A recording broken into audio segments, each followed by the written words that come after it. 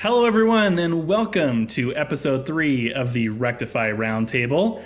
I'm your host, Scott Anderson, coming to you from a very different location than I have been in the past. And due to that, we are starting a little bit later than we had planned. But thank you for tuning in. We really appreciate it. I'm thrilled to be back once again and bringing you what I think is some pretty interesting content. Every time we go live with this show, we're going to attempt to bring you interviews and conversations from a cast of interesting characters, and I think we've managed to do that this time around. However, before we introduce the stars of today's show, I do want to remind our viewers to encourage participation, so feel free to send in questions you may have for our guests. We have a team of top men monitoring our Twitch feed, so feel free to drop any inquiries you have in there, and I will do my best to get them throughout the show. We're also going to try and do a couple of giveaways today. That's right, free stuff is on the line, folks. So make sure you invite your friends and stay tuned in so we can do those giveaways for you. With all that said, let's get to our guests. This dynamic duo makes up a significant portion of the Rectify Gaming board of directors. Thankfully, they've managed to clear their busy schedules to join me today. Welcome, Tyboy and Sillik. How are you guys doing today? Hey, what's going on? I'm doing pretty good, Scott. Good. Yeah, no, I am excited. We've been trying to get this going for a little while, so I'm glad we were finally able to get it up and running today. Due to what we're talking about, it's a good thing because we've almost hit the end of 2020, and we're sort of doing a bit of a review of what's been going on this past year. So are you guys excited for that? I know I'm pretty stoked. Oh, yeah. 100%. Oh, yeah. Oh, yeah. Fair enough. Everyone in the world can agree with that. Yeah, fair enough. Well, despite the fact that this year has been one that many people would like to forget, there were some pretty notable things that transpired this year in the world of gaming.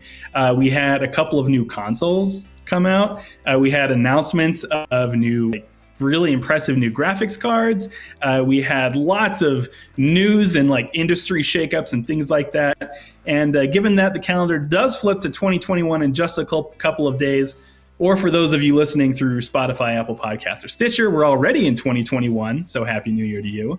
We figured it would be best to take a look back at the year that was in 2020 and recap some of the most personally impactful moments. Maybe not necessarily the things that were the biggest industry standouts, but for us, what really impacted us. They may fall in line with those big industry moments, but wanted to get your guys' input on the big things that happened in 2020.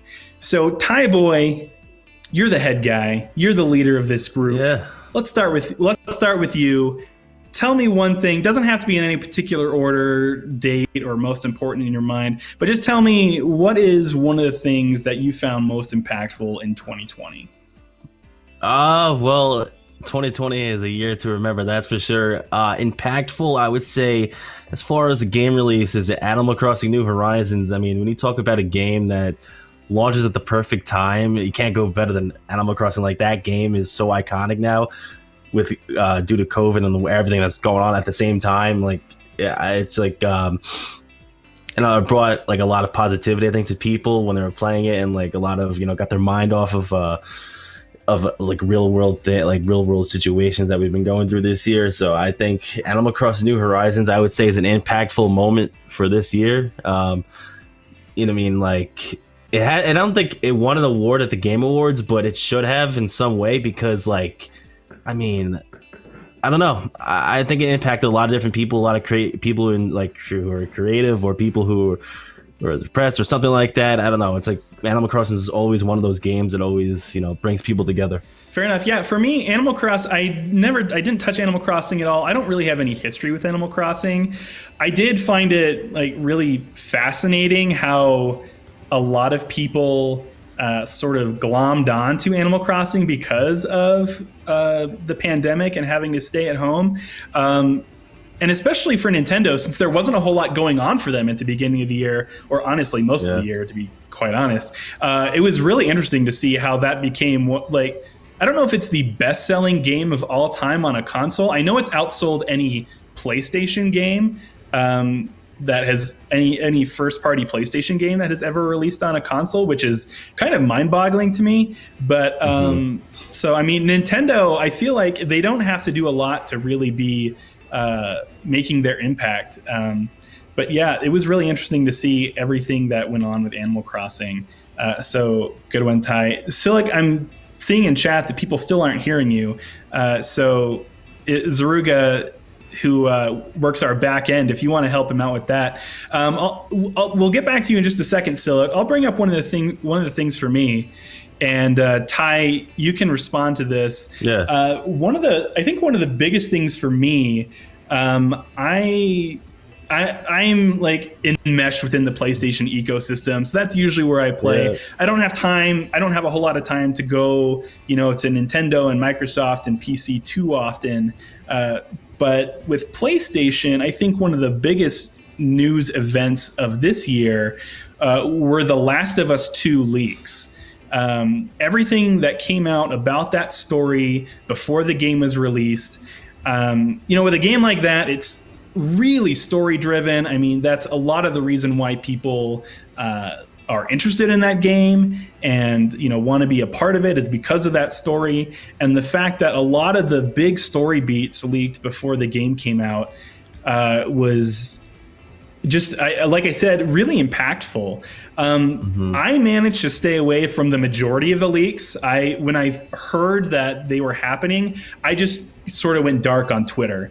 Until I was able to play. I did not want any of that story leaked for me, but I do know that it really sort of ruined the experience for a lot of different people, and that some of the leaks that came out were just plain false as well. So some people chose not to play the game because of false leaks that came out. And then, also just because of the other leaks that came out in general. Ty, I'm not sure if you played Last of Us 2 at all, but what was your reaction when you saw all of that? No, I didn't look at any of the leaks because I have not really into the Last of Us, series too much. But I know for a fact that those leaks have impacted people from not buying the game, because of what they were disappointed in seeing what the story really led on to. I guess really not staying true to maybe what the first one was, or like what they predicted was like completely opposite in the second one. But other than that, I don't know what else much to say when it comes to The Last of Us Part 2 leaks. I mean, it's hard to say if it hurt the game. It didn't hurt the reviews, obviously. It didn't hurt the reviews, and it didn't hurt I don't think it hurt awards the game that went along with it. Ty, let's go to your next one. I know you're really excited about the one I think you're going to talk about. Yeah. So what do you have next for me? Well, I think a big impact, especially moving on me, was that Halo Infinite was delayed until 2021. Obviously, the showcase that they had showing off Halo Infinite for the first time, like gameplay wise, didn't have too much of a didn't stand out to a lot of people as far as the graphics would go and everything, etc. like that. But now looking at it as time went on, after they announced that they're delaying it to 2021, now we know it's fall 2021. After looking at Cyberpunk 2077, it's probably a good thing. I would hope that Halo Infinite launches only on next-gen consoles and on PC and not the Xbox One, only because I feel like the Xbox One is going to hold it back like we've seen with Cyberpunk 2077 with Xbox One and PS4. But it gives more time to work on the game, and with COVID going on right now, it's impacting it a lot. But yeah, definitely I would say everything is a positive with Halo Infinite being delayed. Yeah, no, I agree. And don't worry, we know Sillik left. He'll be right back, I promise, guys. I agree that it's one of those things that, in the early term, like there wasn't anything to launch with the Xbox Series X, really. I mean, there were some games that were, but in terms of first party games, they didn't have a whole lot going on. And, I don't think that hurt them as much as some people may have thought it would, especially with it being so difficult to get your hands on a Series X in the first place, or a Series S. So the fact that Halo Infinite was delayed, Absolutely. I think to your point, kind of like what we've seen with Cyberpunk, hopefully it'll be something that's really positive for the future. I'm not big into Halo, not big like I've said before, not big into the Xbox community, but I do know how important it is for Microsoft and for the Xbox platform. And I want that game to be the one that like really, makes a big impact on that system. So the fact that it was delayed, huge news, but ultimately I think it will be for the best. Yeah, you made a good point there with the units. Like, I don't even have an Xbox Series X yet for myself, so to get your hands on a new console is like nearly impossible. It feels like for PS5, Series X, Series S. So that's another good thing to look at when you're talking about Halo Infinite. Even though you can play it on PC too, you will be able to play it when it launches. But yeah, I mean, that's the other thing I didn't even think of right away. Yeah, Sillik, we see you're back. Let's get your input on Halo Infinite being delayed. I would love to, but I don't think anyone else is going to hear me. So now I got to echo. Well, I can hear you, so I would like to hear it personally. Oh, we're getting that you can be heard. We can hear you, man. We got it. Give us your Halo Infinite thoughts. 2020 hasn't killed us yet. All right, so am I still good? Everything's good. It wasn't like 10 seconds of fame. That's all I get. Nope, everyone can still hear you. All right, good. So Halo Infinite, I mean, this is a game, what, you're talking about 10 years or so that they've been talking about trying to bring back the old school genre, and we knew that they were going to go through kind of like 3, 4, and 5. I'm a massive Xbox guy. You can see the room behind me and stuff like that. I've been following this for years and stuff like that.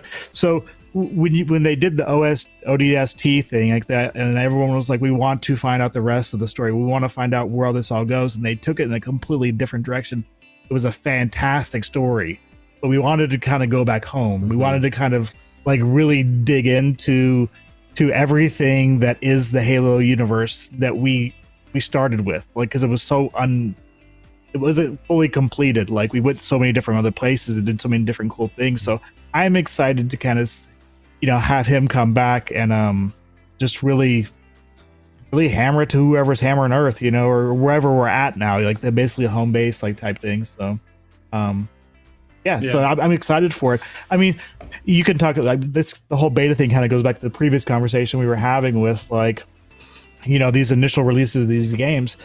It goes into a different segue. There was no GDC this year in 2020. There was no, big community events, and it kills the beta testing energy and the hands-on stuff that like thousands of eyes would get to see this game and set up in the conventions. And just the setup of all this hardware helps these developers understand we can't do this on a grand scale. If we can't do this and we're the developers, then how do we expect everyone else across the entire globe to be able to play these games like this on unrestricted Wi-Fi or restricted Wi-Fi or this or that? So yeah, I think Halo, when it comes out, they saw the reactions. Microsoft has done a really good job about listening to these type of things in the past and trying to fix them. And the fact that they were delaying their flagship game means they're serious about it, in my opinion. Yeah, I definitely agree with that. And, like I said, ultimately, I think it'll be for the better. Remains to be seen. We'll see, hopefully we'll see in 2021, but it does remain to be seen. So Sillik, we'll go to you. You brought up GDC and E3. Definitely big impacts with those things not taking place. Is there anything else that you wanted to add with that? I know that was something that you had really focused on when taking a look back at things. Ty knows me. I mean, I've been probably going to conventions for the past 15 years or so. My previous role before I was in gaming was I built MDMs, Master Data Marts. So I was always at CES in January, then GDC in like March or April, and then I would try to hit the E3s later on in the year, and then that was like that's my vacation. It was always whatever tech convention was there. And these developers needed people to sit in closed rooms and give them 100% honest opinions of what they were showing, whether it be the hardware, the demos they were running, like I said, just the fact of setting a lot of this stuff up. I would see guys at like the ASUS booth be like, dude, he's like, we need a better cable for this because after we go 8 feet with this cable, this monitor doesn't get, 144 hertz anymore. So they were having power fluctuations and certain things. It sounds simple, but like when you set up these big, massive convention things, and you get hardware in the hands of a lot of like Linus still got his things, like protect tips like that, but like hundreds and thousands of other ones didn't. So if you don't have like the systems to put like these 3080s in or these 3090s in, there's no way to bench test them and stuff like that. With the games, it can kind of go that way too. So it's shockingly tragic how digital this company or this gaming industry is, but how much we still need these tight-knit communities of all of like the news, the media, the beta testers, the alpha testers, and everything to kind of give that feedback so that this stuff can actually be fleshed out. Yeah, and I was gonna say, yeah, and one thing I'd say about that is a lot of people, they react to the news of no E3 and no GDC. We're like, oh, we're not going to get our game trailers. We're not going to get our big sort of E3 moments that you usually talk about. And the things that you're talking about are like in a completely different stratosphere than all of that. Correct. And people don't usually think about those kind of things when they're thinking about these big events, but we were still able to get those big E3 moments. They think of the commercial. Yeah, I would say they just think of the commercial, the 5% that you see. But the convention is running. All these conventions are running 15 hours, 20 hours a day. There's business meetings happening after the fact, before the fact, and all around it. There's so much networking that happens that gets people in the right places. That can either save a game or kill a game type thing that happens during these weeks. That just don't happen anymore. Yeah. I'm excited for the day we get to go back to events like that. I don't know if they're going to ever be the same as they were before. I'm signed up to go to participate, I guess, in digital CES this year. But, I've been to E3 events in the past and other events like that. And, it's going to be interesting to see how things shake out in the future, even in a post-COVID world where we're able to gather in groups like that again. Not sure it's ever going to be quite the same. So it'll be interesting to see that impact that has in the long run. Speaking of those big E3 type moments, though, one of the ones that really impacted me that took place during the PS5 system reveal event was the announcement of Final Fantasy 16. It was something that had long been rumored. I'm a very big Final Fantasy fan. I've been playing it for 25 years. That actually. And, I had a really good time with Final Fantasy 15. I know there were, mixed reactions for that. I had a lot of fun. I enjoyed it. I thought that game got better as, they released more content for it and did some different patches. But ultimately, I thought it was a solid game. I played a lot of Final Fantasy 14 this past summer, and the same people who made Final Fantasy 14 are in charge of Final Fantasy 16, and that has me probably more excited than about a Final Fantasy title than I have been in a really long time. I think what the team that created A Realm Reborn did with Final Fantasy 14 just essentially resurrected that title and turned it into one of the premier MMOs that we have in existence right now. So really excited for Final Fantasy 16. There's not really a whole lot more I want to say about that. I watched that trailer probably 17 times. I get excited about it every time. I think the direction they're going with that looks really interesting. Going back to a more medieval looking time period, I think is great. Lots of sort of Games of Thrones-y politics that look like are going on as well, and I'm totally into that. So really excited about that. I don't know if any of you guys have any passionate feelings about Final Fantasy or 16 specifically, but I had to bring that up because that one hit me really hard during that event. I think 16 or any game like that. I mean, you can go into like the next God of War, or even like the story missions on Halo with the cinematics are going to look absolutely amazing with the technology that these new consoles are pushing out. So anything that's story driven like that, I think you're going to get a really, really good feel if they do, like we were saying before, the new gen console only driven games. I know that leaves some stuff behind, but yeah, if you look at Cyberpunk, I mean, we'll talk about that shortly, but it's being dragged back in certain aspects, and you know that has its own problems. So I'm very hopeful, but like I said, I still think there needs to be a lot of beta testers, a lot of alpha testers, a lot of people that need to get involved that don't sit under Square Enix and report to someone that pays their paychecks type thing, and need to have an honest opinion about these games before they see the light of day. And it's just that's what, if anything, that's what 2020 has taught us about new games coming out. Yeah, and I feel like people, that's fair. Like, so you said transition between 360 and Xbox One, to PS3 and PS4. It's completely different with these consoles. The difference between the Xbox Series X and the base Xbox One, of which I'm on. So I mean, I don't know. There's something. I just feel like, you know, that's something that they should just not do base Xbox One and base PS4. Just PS5, Xbox Series X release. That's it. Yeah, and you know, despite the fact that the trailer showed a lot more than I was expecting mostly like just a title screen essentially with, you know, maybe like a quick flash of like a summon or something like that. But they showed like that was a really long trailer. It showed a lot of gameplay. It showed some pretty important story beats, I think. And so I think that game is a lot further along than I had anticipated it is.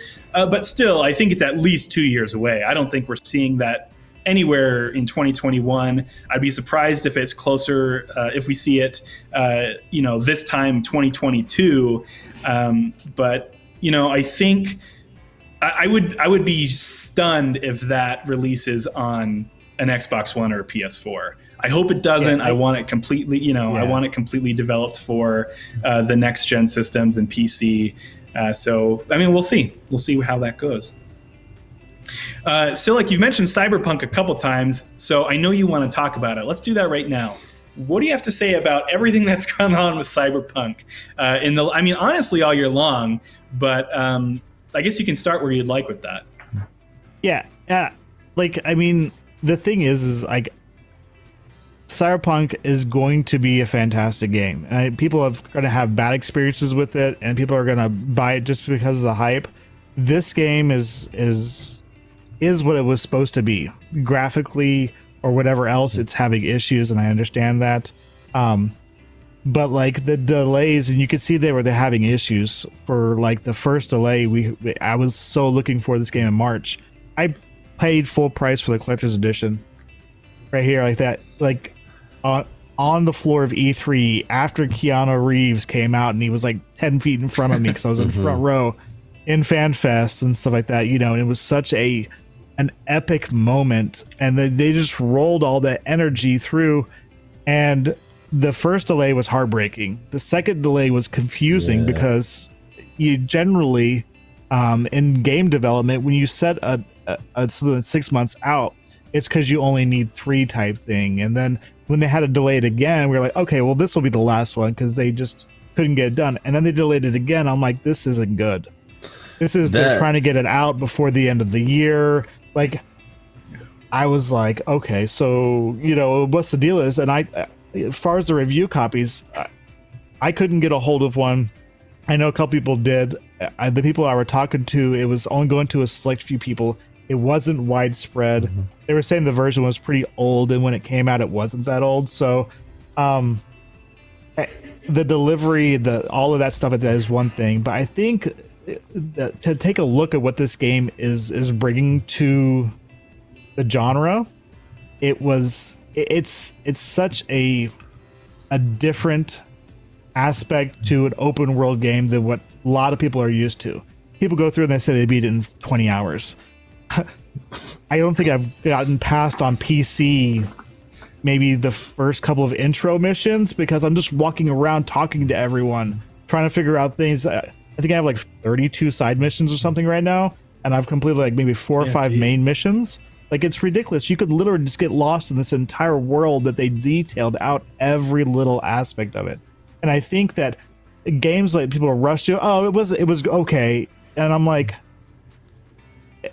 maybe you should just play battle royales type thing. And I know it's kind of like it's a tough Yeah. sentiment, but like this might not be for you. You know, this isn't like I'm going to do the same thing over and over again. This is like I plan on doing 3 playthroughs for each one of the, you know, the main character arcs for it like that, and then completely like embracing whatever that they're good at, and then just kind of fully go that way.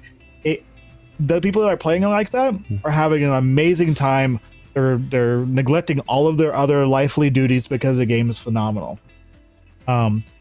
Glitches, game-breaking things, it's happening on console because they're trying to bridge the two. I'm playing on a 1080 Ti on my PC. I still have my Xbox thing that I'm going to play on Xbox because I want to do that properly, but my collector's edition was delayed and I couldn't wait for the game, so I bought it on PC as well, so there's that. Yeah, so that's my Cyberpunk spiel in its entirety. Yeah, no, I think that's good. And, you know, I pre-ordered it on PS4. I had no intention of playing it on PS4, even before all the stuff came out about all the game-breaking stuff that was happening. I was one of the lucky few that managed to get a PS5. So I'm honestly just waiting until they roll out the next-gen version of that because they have the free upgrade.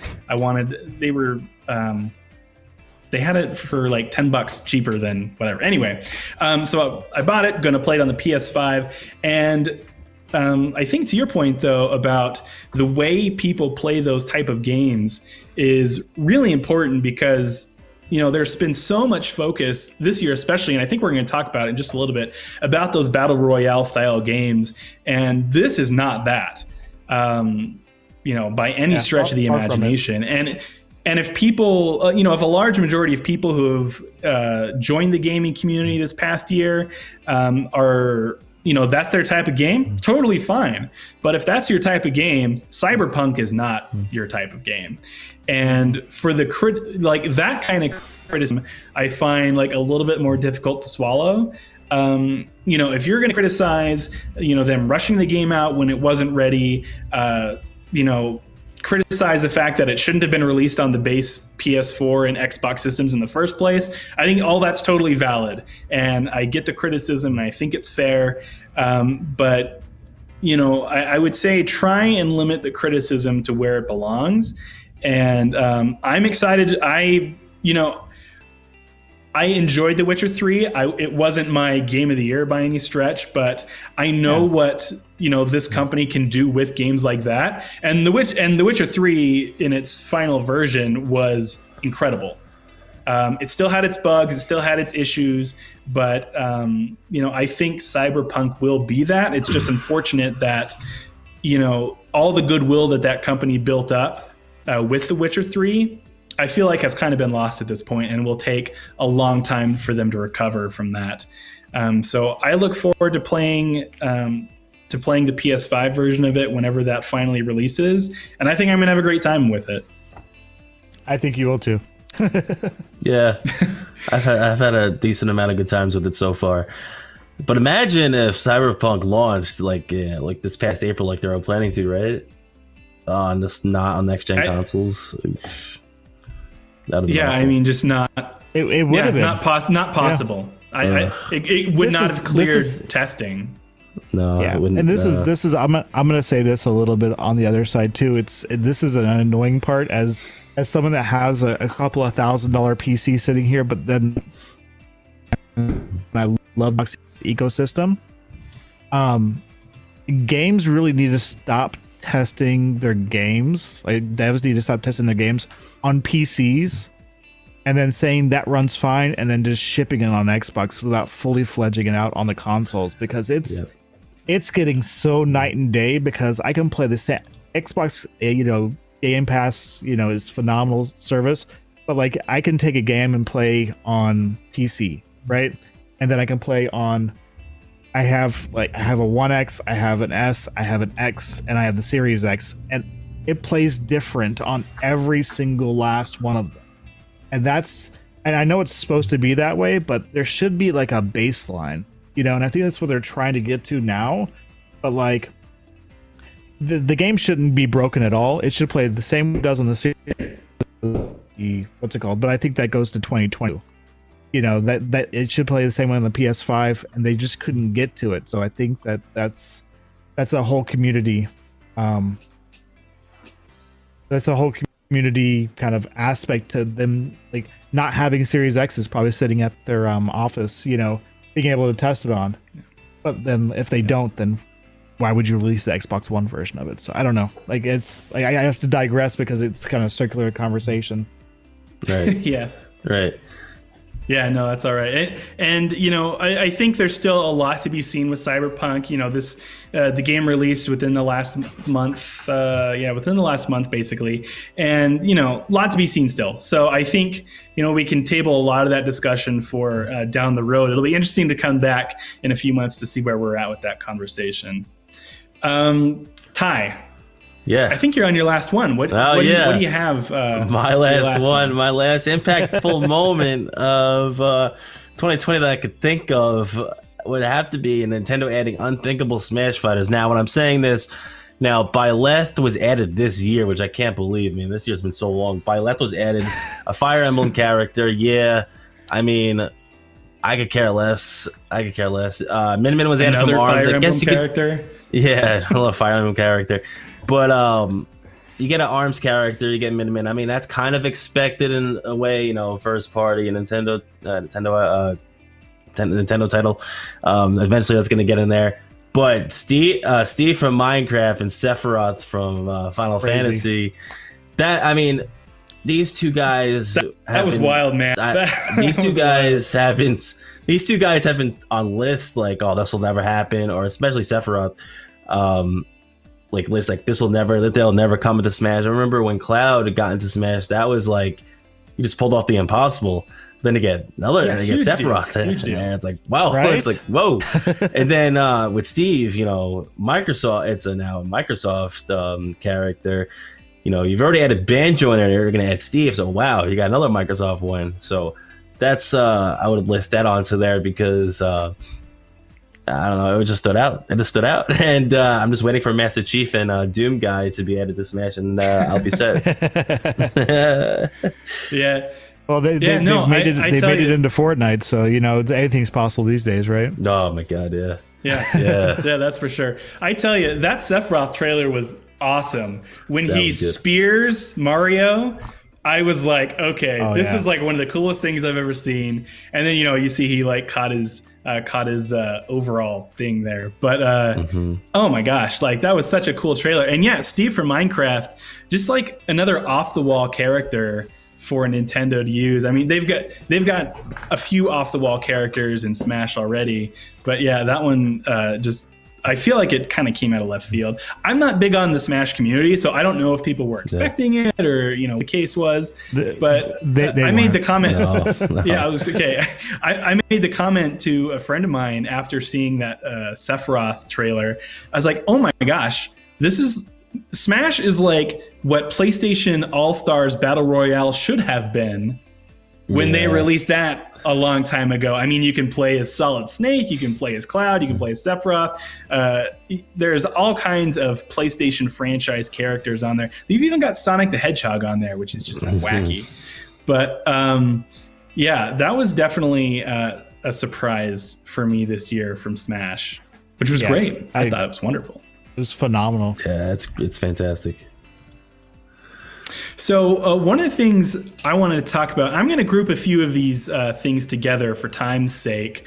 Sounds good. There were some awesome remakes released this year. Final Fantasy VII Remake, the Demon Souls Remake, which I said I've got a PS5, so I was able to play the Demon Souls Remake. Those were both incredible experiences for me. Some people have something to say about where they're going with Final Fantasy VII Remake's story. I love it. Like I said, I love it when my expectations are subverted. So they're doing some different things with that I think are fine. I'm not going to talk about that. I'm not going to go into spoilers or anything.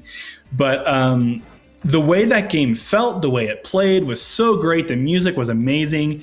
And then speaking of Demon's Souls, I remember loving Demon's Souls when I played it on the PS3 all those years ago.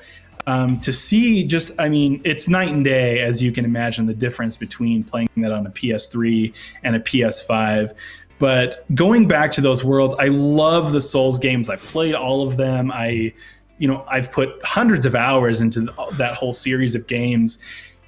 And to see one not only launching with the PS5, but playing so well, and I think is a real standout when PS5 or when PlayStation talks about low times games and just dynamic environments and the different kind of lighting that you're able to have. Just really a showcase, I think, for the PlayStation 5 that, I think unfortunately Microsoft lacked with their launch, with their system in terms of a first party title. I don't think that's going to hurt them at all in the long run. I think it's fine. I don't think they needed it.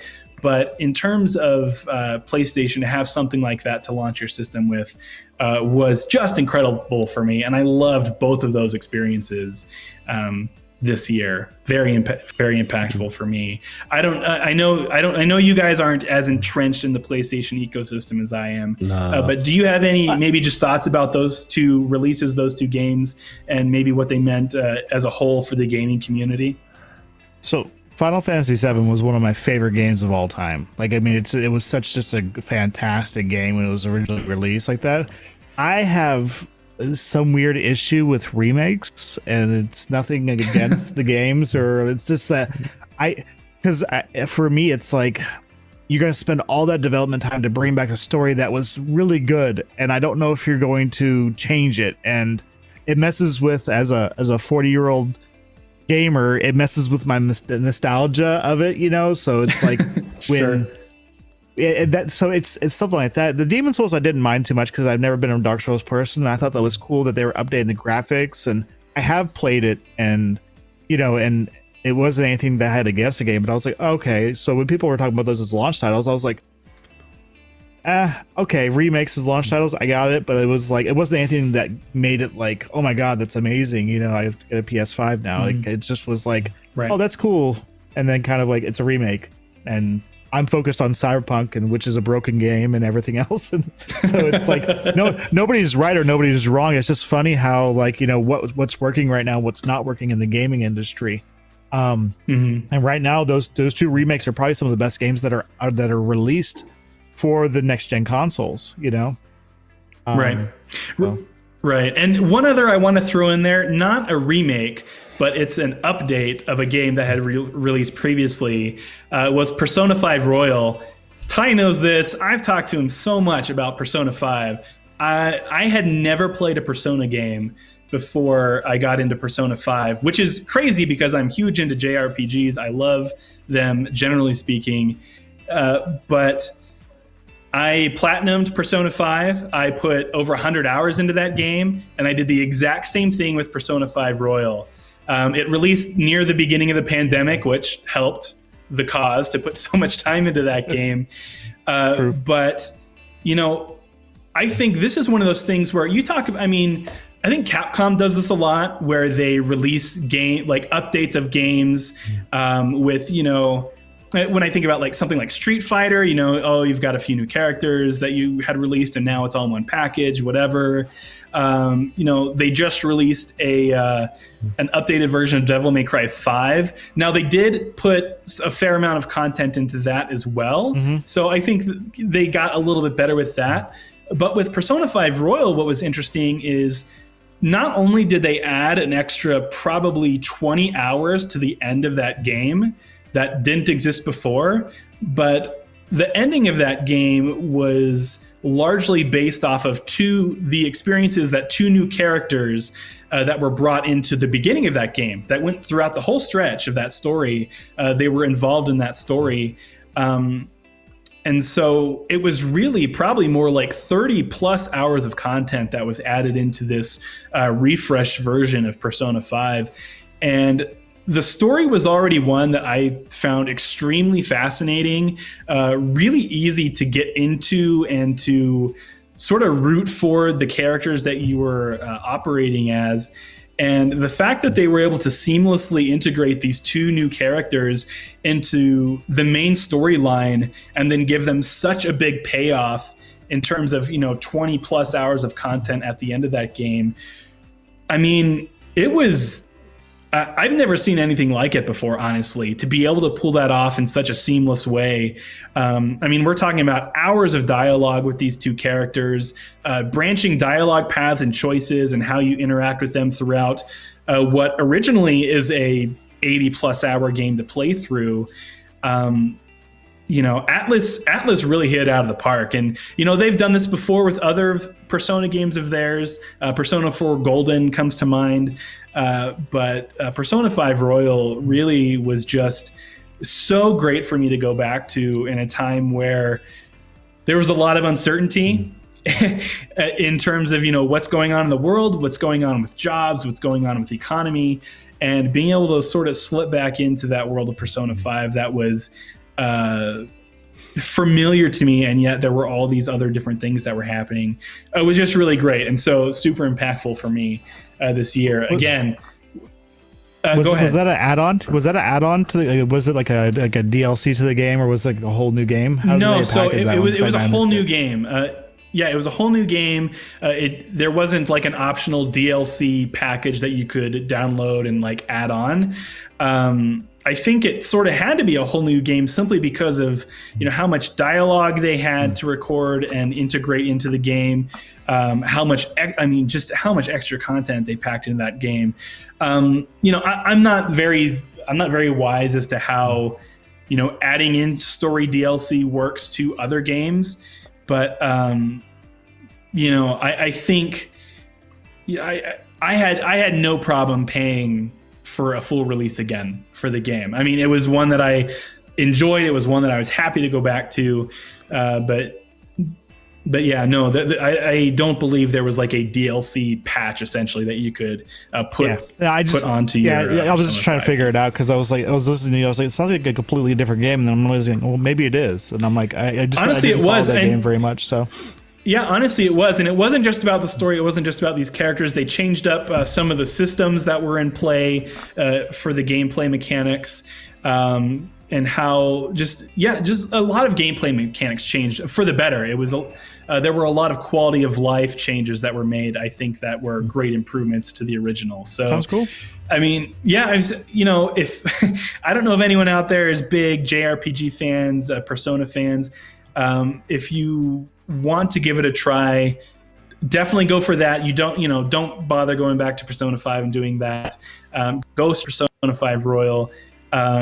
It's at least 100 hours of solid story-based gameplay, where characters are a huge part of the experience, and you determine sort of how the story plays out. So again, a really great time sink.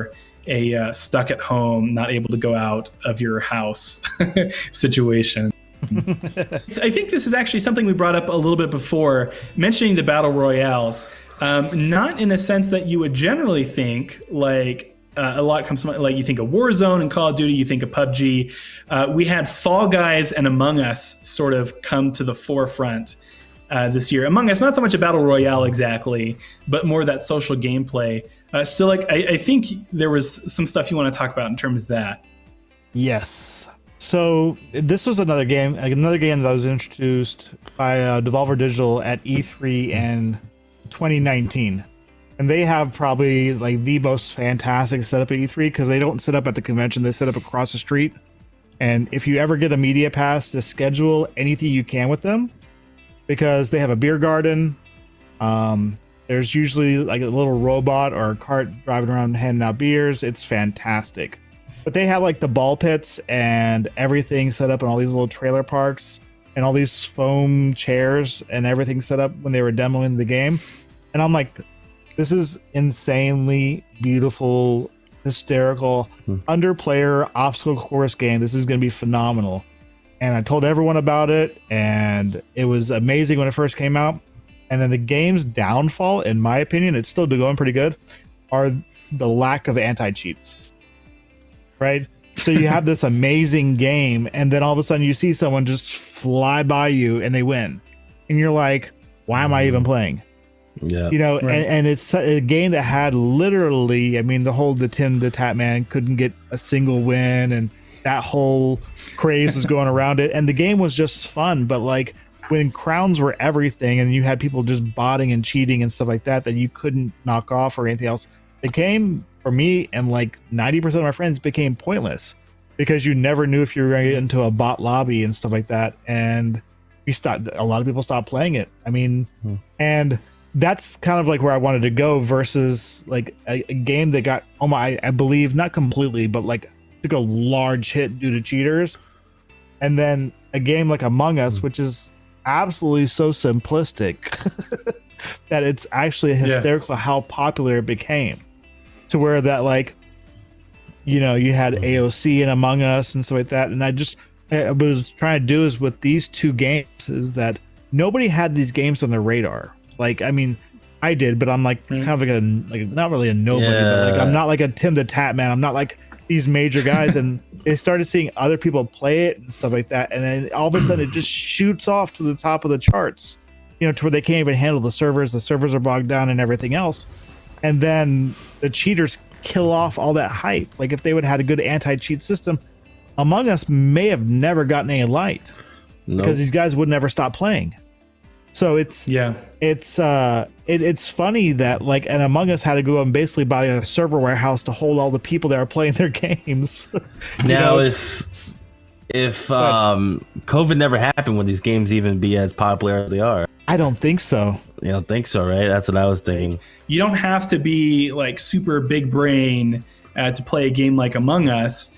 And it's just fun. And like you said, it's so simple that, it's very easy entrance into learning that game and playing that game and understanding sort of, how it works and everything, which is why it's great to play with like kids and family and nephews and stuff. Yeah.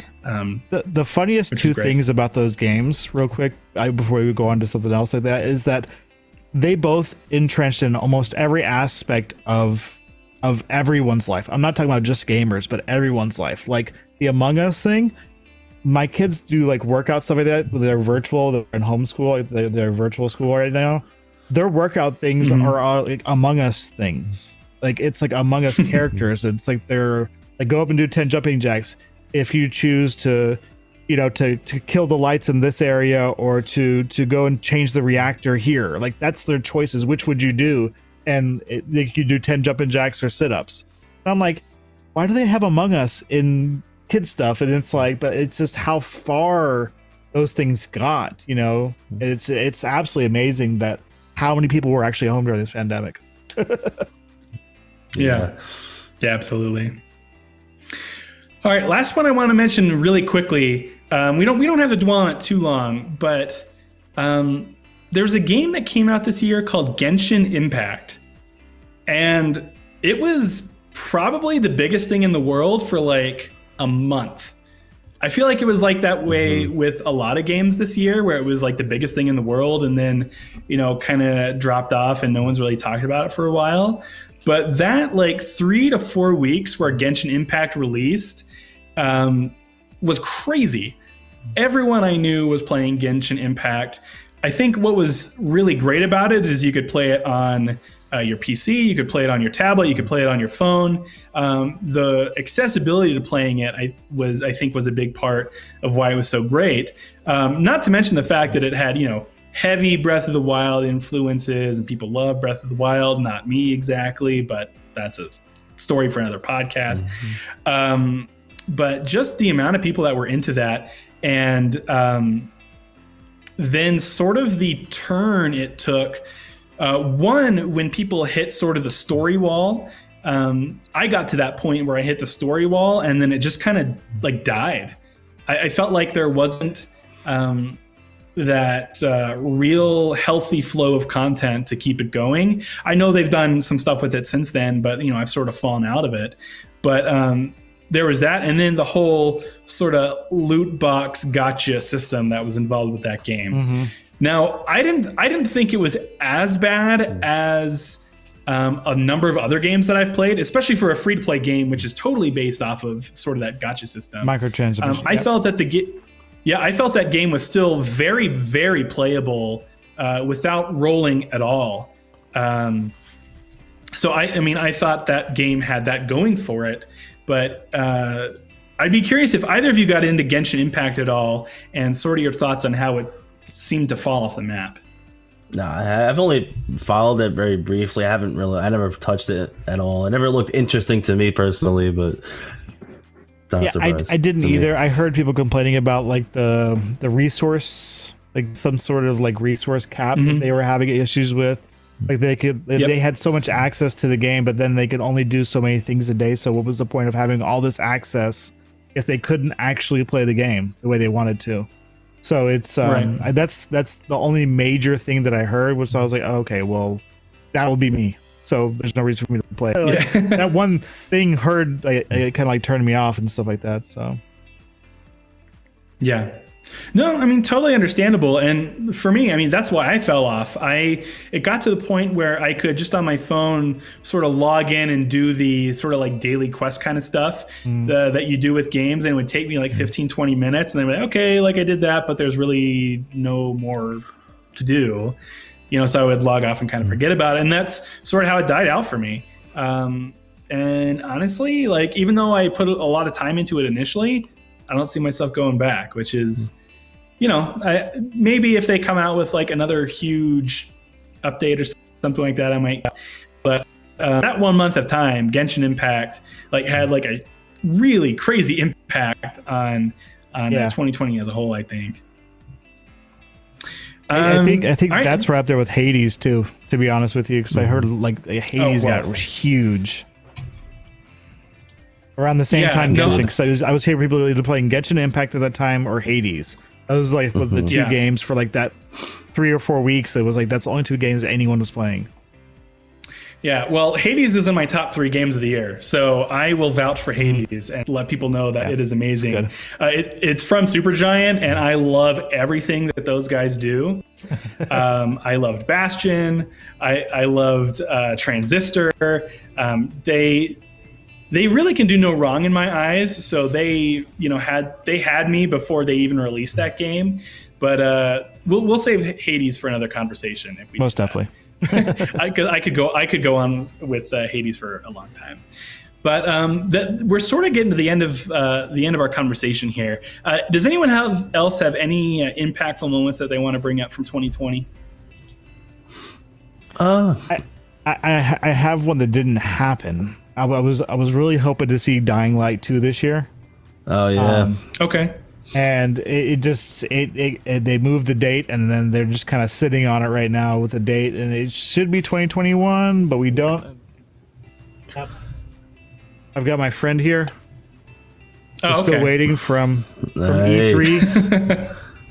From E3 2019, he's still ready to go and do all the amazing things that I did in E3 2019. Yeah, I would say a game that would have been on my list definitely would have been Roller Champions, but that's not coming out until the early part of 2021. It's a game I've been looking forward to for a couple years now. Over a year now. It's a really fun game. Yeah, if anyone pays attention to Ty's social feed, you'll know how much of a champion he is for that game. Yeah. So if the Roller Champions, he's already trying to find us an esports team. He's legit. It, so he's legit excited about it. Yeah, for real. It's gonna be the next Rocket League, right, Ty? Those are all facts. Yeah. Right? No, 100%. It's probably gonna be. Yep. Yeah, next Rocket League. All they have to do is release it for free on PS Plus, and it'll take off from there. Exactly. All right. Well, I think that about does it for our conversation today. Ty, Sillik, thank you for joining us. I know we had some technical difficulties, but glad we were able to finally iron them out. Oh, most definitely, yeah. Yeah, and Staggerella Biomutant, it is on the list, but we don't know when it's coming either. So, and I don't have that statue. Yeah, that's in the Beyond Good and Evil 2 camp. So we'll just not talk about that for a while. Yeah, I think I've canceled my pre-order on Biomutant like twice now and redone it because I think they keep on coming out with better editions. But like, I think there's like Yeah. 6 like collector's editions out for that game or something ridiculous like that. It's going to be amazing in like when I'm like 50 years old. Well, we'll look forward to it on the PS6 and the Xbox 2 don't even Series Z or whatever they decide to name that next console. But again, thank you guys for joining us. I'm excited for what 2021 has ahead for us. I'm excited to leave parts of 2020 in the past. There were some pretty awesome things that happened this past year, but definitely excited to see what's going to happen in the future. Ty, you're the leader of this group. Is there anything you want to leave us with? Nothing much. Just Happy New Year. Anything And, Rectifies anything that Rectify is doing in 2021 that you want to tease? Brawlhalla. Yeah, there's a lot of Brawlhalla things going on. We Brawlhalla. we have a couple signing announcements to make in the new year. It's definitely going to be after this recording, obviously, but Yep. some exciting stuff going on. Some changes going on as far as players, things like that. But I think it might surprise some people of who we have signed on. Of course, a little capped, but this might be another surprise in there. But that's all I got. That's all I got right now. No, that's good. Keep the tease. We like the tease. Keep it just like that. That was perfect. Thank you. Well, that's going to do it for this episode of the Rectify Roundtable. Be sure to keep an eye on the Rectify Gaming social channels for announcements of upcoming shows, as well as the news and updates on our various esports teams and content creators. Ty, you just teased all of that. So, guys, it's going to be coming. Keep an eye on that. But until next time, I'm your host, Scott Anderson, and we will see you in 2021. Thanks for watching.